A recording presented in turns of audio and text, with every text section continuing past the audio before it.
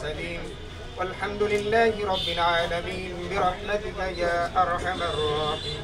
Dhaka metropolitan পুলিশের cyber support centre উদ্বোধন।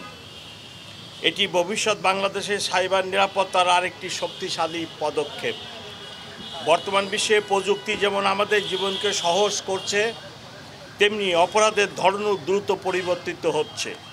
Cyber জালিয়াতি, অনলাইন প্রতারণা, ডিজিটাল হয়রানি, মানহানি এসব অপরাধ মানুষের ব্যক্তিগত নিরাপত্তা, আর্থিক সুরক্ষা এবং মানসিক শান্তিকে গভীরভাবে হুমকির মুখে ফেলেছে।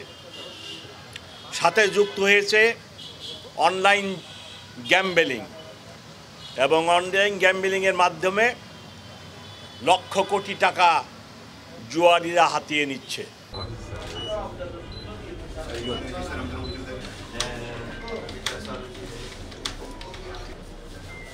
এটা আসলে আমরা ইয়ারলি টেন্ডার করে ফেলেছি এবং প্রকিউরিং এর নির্ধারণের জন্য পিপিআর এর যে বিধান